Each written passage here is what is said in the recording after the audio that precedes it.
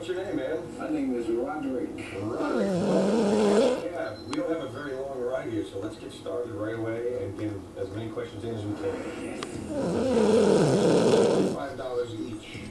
In gambling, what is commonly referred to as a one-armed bandit? Bandit?